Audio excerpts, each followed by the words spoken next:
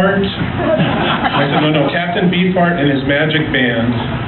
And he said, where can I get this album? I said, well, in my hometown of Portland, Oregon, you can get it at the local hippie record store, the Long Hair Music Faucet. And my father, oh, brother. Captain Beefheart and his magic band at the Long Hair Music Faucet. I said, yes. And then he walked away and he said, oh, what's the name of the album? And I said, lick my decals off, baby. And he was not happy. But to his credit, he went to the Long Hair Music Faucet, marched up to the counter, and asked for lick my decals off, baby. And I got it for Christmas. So I'm very happy. So that's my Homer, third degree of separation to Captain Beefheart. Okay. I discovered Captain Beefheart, like many of you did, with the album Trout Replica. I bought it only because Frank Zappa produced it. I'd never heard of Captain Beefheart before, or barely.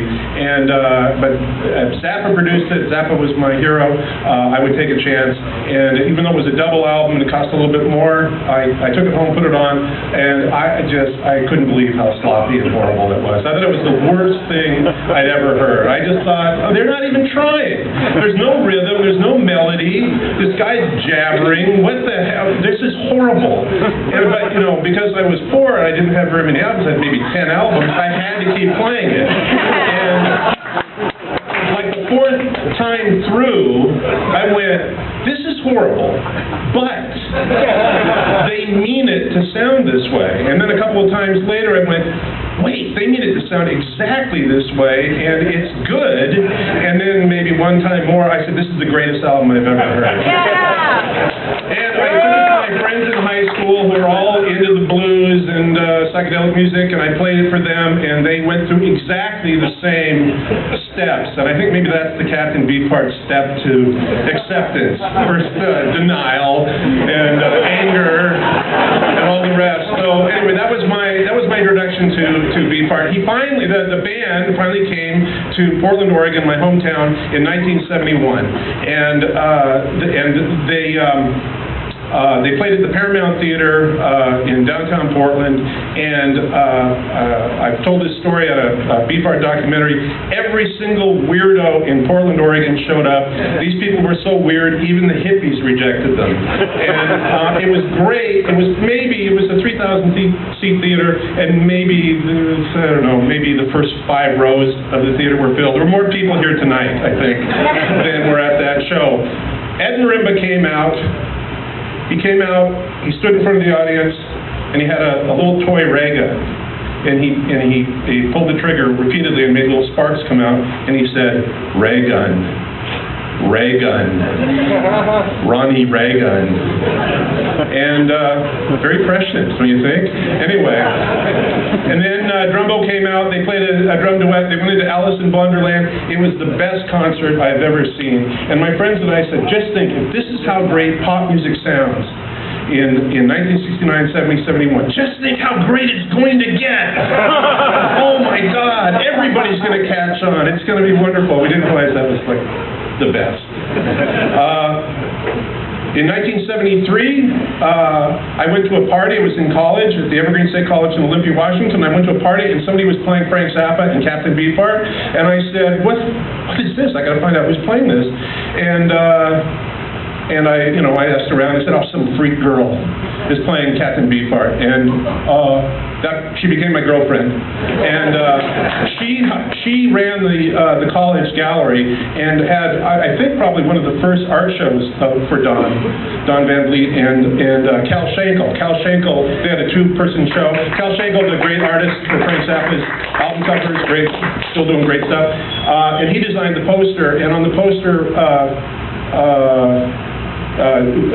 Cal had done a really odd portrait of Frank, and Don had one of those mystifying paintings that I still don't know what it means, but I have this poster and I stare at it all the time. It's probably worth a lot of money.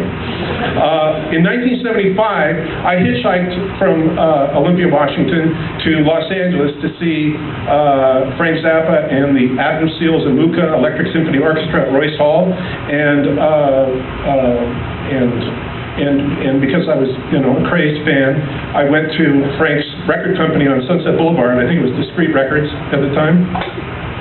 And we were, my two friends, Wendy and Linda, we sat in the car across the street from the record company and stared at it, and then we saw Don walking down the street and into the record company. So we jumped out and we followed him in, and he received us.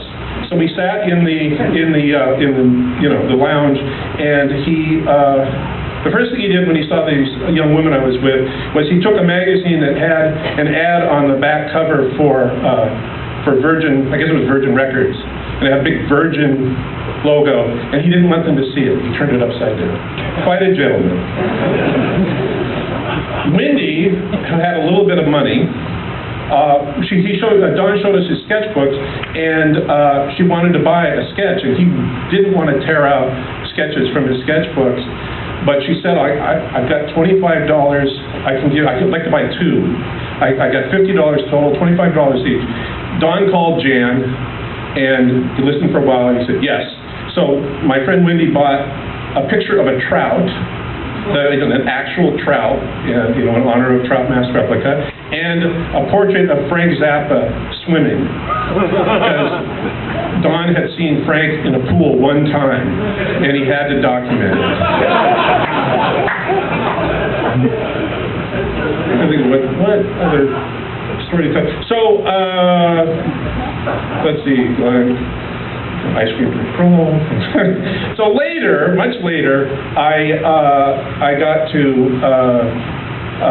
after the Don stopped performing, and I got to curate a rock festival in 2003. And I've talked to a number of you out here in the audience tonight who were there. Had the Magic Band play at this festival in Long Beach in 2003. It was fantastic. What a great show! I hope you. What an amazing show that was. And I also want to remind you, if you haven't done it, read John French's memoir, Beefheart Through the Eyes of Magic.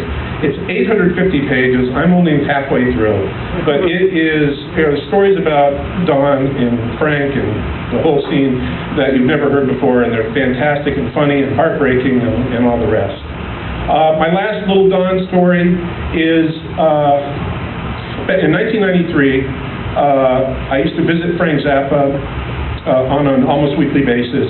On Friday afternoons, he would receive visitors, and I came one day, one Friday afternoon, and Frank was on the phone, and he held up his finger, and he just stayed on the phone for a long time, very silent, and he finally said, "Yes, Don. Yes, Don. Oh, okay, Don. I got it, Don. I gotta go. And I'm confirming Christine McKenna's story that a conversation with Don lasted 3 hours. Frank Zappa said that they talked every week for 3 hours, and he couldn't get him off the phone. But the reason I'm telling that story is I like to think, there was, stories that Don and Frank didn't get along, and they were friends at the end. So that's pretty sweet. Back to 1975. So met Don. Wait, here, one more story. I met Don at that record store, and he was very disturbed. He stopped talking, and he was really annoyed by the sound of the air conditioner, which I'm telling you is more subtle than that sound right now. And so we had to leave, but we walked down the street with Don to Arby's. So I had lunch with Don at Arby's, and I'd like to commemorate that. That's the first time and last time I've eaten at Arby's. I asked Don about Frank, and I said, you and Frank are very similar, right? And he said, no. The difference between Frank and me is that when Frank walks down the street, every time it's the same street. When I walk down the same street, every time it's a different street. And I asked Frank I said, is any aspect of Don, is it an act? Is that craziness, that weirdness an act? He said, no. He's always been like that. I said, in high school, he was that weird? And Frank said, weirder. And I like to think about that. Anyway, I'm going to conclude with, I was going to do the stars or the stars are matter, and I was going to use that quote. But instead I'll read a poem from the back cover of Spotlight Kid. He's got poems about various members of the band. This is the poem about Winged Eel Fingerling. No B.O. for this boy. It's like a winged eel fingerling crawling through lime jello. It's like a chrome black eyebrow rolled out real long. A paper brow magnifying glass, fried brown, head scorched, yoked like a squeak from a speaker. Behind forehead of the time, licorice stick, open tube of valuable jujubes. Thank you. Yeah.